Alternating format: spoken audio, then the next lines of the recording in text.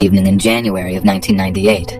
19-year-old shop assistant Chiara Marino and her 16-year-old musician boyfriend Fabio Toles were sharing a few beers in a Soma Lombardo bar named Midnight Pub, which was the center of the city's metal scene. At some point during their evening, they got chatting with a group of metal fans named Andrea Volpe, Nicola Sapone, and Mario Macchione. The group then swapped music recommendations and talked about their favorite records until the bar closed and they were forced to leave.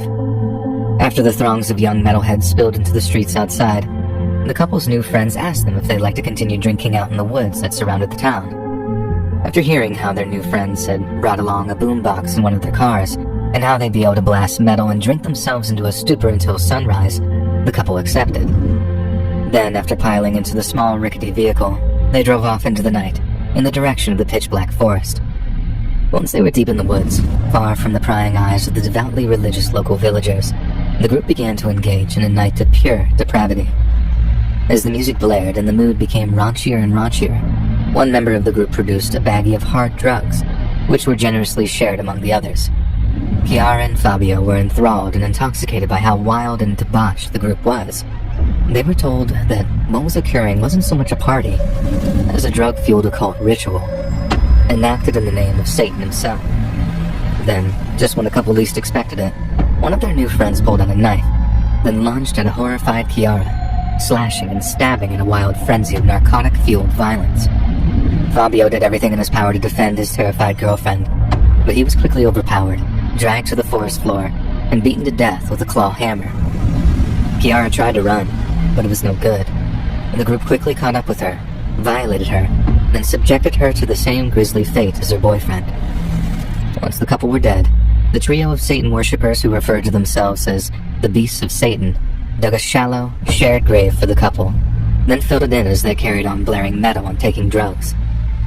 Once it was filled, the boys began dancing on the grave, willing Satan to resurrect the couple as the living dead. "Now you're both zombies. Try to get out of this hole if you dare," one of them screamed as the others broke into a chorus of sickening laughter. After that, the boys continued drinking and blasting music until the sun finally peeked over the horizon. Then once it did, they drove back home and slept like babies. After Chiara and Fabio's parents reported their children missing, the local police came to the conclusion that the couple had simply eloped to continue their love affair away from the interference of their families. Yet Fabio's father, Michele, refused to accept this explanation, and over the years that followed, he began putting together an intelligence file on the activities of those he suspected were guilty of his son's murder. Officially speaking, the Beasts of Satan's third murder occurred in January of 2004, but between then and 1996, it's suspected but not proven that they were involved in a plethora of other killings. On November 14th of 1996, a 23-year-old construction worker named Christian Frigerio went missing from his home in Brugherio. His disappearance was never solved, but the fact that he was a former member of the self-proclaimed Beasts of Satan gives us a good idea of who might have been responsible for him vanishing. A few years later, a 21-year-old former friend of Andrea Volpe was found hanged in the school he had attended on May 7th of 1999. The police claimed that Andrea Ballerin's death had been them taking their own life, but a number of inconsistencies suggested that the so-called taking of their own life may have been staged.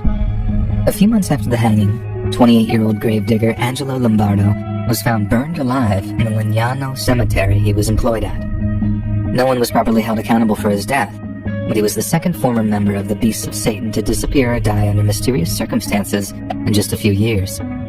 The following year, 26-year-old Doriano Mola was found hanged in the woods near Caveria con Premezzo, a town just a few miles away from Soma Lombardo. His death bore all the same strange signs of foul play that Andrea Ballerin's had, yet the police simply dismissed the case as nothing more than them tragically taking their own lives. 4 years later, 21-year-old flower seller Luca Colombo was found hanged in Legnano, and it was common knowledge that he was an associate of the Beasts of Satan member Nicola Sapone. The third mysterious death was followed by the horrific murder of 18-year-old carpenter Alberto Scaramuzzino, who was found burned in his car in the woods near Arconate on May 23rd of 2004. Yet while the police seemed either unwilling or unable to solve any of these deaths, Michele Toles had observed the strange similarities between them, and noted with grim fascination that some seemed to be intimately connected to the group he believed had killed his son. Finally, In January of 2004, 27-year-old shop assistant Mariangela Pizzotta was shot in the throat and later buried alive in the town of Golasecca, a place only a short drive away from Soma Lombardo. When it was discovered she was the ex-girlfriend of Beasts of Satan ringleader Andrea Volpe, he was promptly arrested, and due to suffering from heroin withdrawals in police custody, it was relatively easy to force a confession out of him. Volpe spilled his guts to 2 homicide detectives, explaining how he lured Pizzotta to her death under the guise of a friendly dinner, having already decided her fate due to her knowing too much about Fabio and Chiara's murders. Andrea Volpe then described how after an intense argument, he had shot Pizzotta in the throat before summoning Nicola Sapone to help him dispose of her body. Yet as they were doing so, they discovered that although she was in absolute agony, Pizzotta was actually still alive. After hitting her several times with a heavy spade, the pair attempted to hide the dying girl's body in the greenhouse of one of their girlfriend's parents' homes, burying her alive in the process. After committing such a heinous act of murder, Volpe injected a powerful cocktail of cocaine and heroin, then decided to get rid of Pizzotta's car by driving it into a nearby river. Yet on the way to do so, his state of intoxication caused a car crash, meaning he was an easy target for arrest. Volpe went on to confess to the only murders the police could actually pin on him, the murders of Fabio Tolles and Chiara Marino, and led the police to the spot that he'd helped bury their bodies so many years before. After hearing of Volpe's arrest and confession, Michele Tolles approached the detectives and offered them the intelligence file he had put together over the past 6 years. This seemed to confirm the existence of the Beast of Satan, and led to the arrest of its 3rd member, Mario Macchione, who presented himself as the psychic medium of the group. Macchione claimed that Fabio was one of his best friends at the time of his death, and that Andrea Volpe had threatened him into taking part in the murder under pain of death. As the investigation continued, it was discovered that the Beasts of Satan had started out as little more than a heavy metal band, but as time went on, they had become less interested in making music and far more interested in satanic ritual murder. This is how it was discovered that the group's drummer, Andrea Bontade, had taken his own life right around the same time they made the transition from music to Satan worship, and it was believed that his former bandmates had either talked him into doing so, or staged his murder as a car crash to absolve themselves of any suspicion. At the conclusion of his multiple murder trial on February 22nd of 2005, Andrea Volpe was sentenced to 30 years in prison. Mario Macchione had also confessed to the murders, but was somehow cleared of all charges due to his secondary role in the crimes. The reactions of the victims' families were mixed to say the least. Michele Tolles was quoted as saying, "Today, justice rewarded me." But Lina Marino, mother of the slain Chiara, was outraged at the relatively light sentences that Volpe had received. She told a crowd of gathered journalists, "It's not fair. They're murderers. I don't care if they cooperated. They took my daughter away from me, and they should have their own lives taken away." 5 more of the group's associates went to trial in June of 2005, and each were sentenced to long prison terms over the following year. Nicola Sapone was somehow painted as the leader of the group, after Andrea Volpe had told police that it was Nicola, not he, that was the mastermind behind the killings. As a result, he received a life sentence, and the 4 other Satanists he went to trial with received between 24 and 26 years for their roles in the 3 confirmed murders. In the aftermath of the group's conviction and sentencing, there was a growing concern in Italy that Satanism and the occult were becoming increasingly attractive to Italian youth.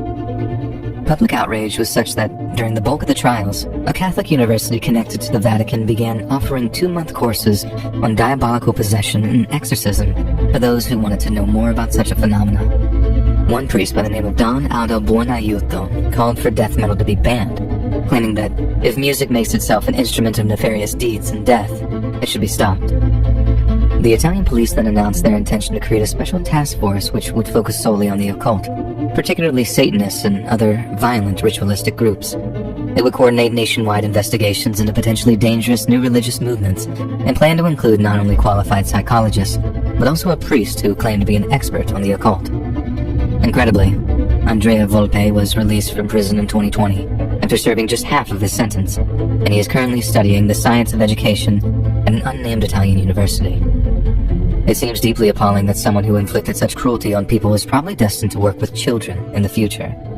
But the prospect raises profound questions on the nature of redemption and forgiveness. It's entirely possible that Andrea Volpe had completely reformed himself, and that 15 years in prison was enough time for him to strongly reconsider his stance on many of life's deeper questions. But then again, maybe he's just carefully placing himself in a position to commit even worse crimes against those that are even more innocent and defenseless than his original victims.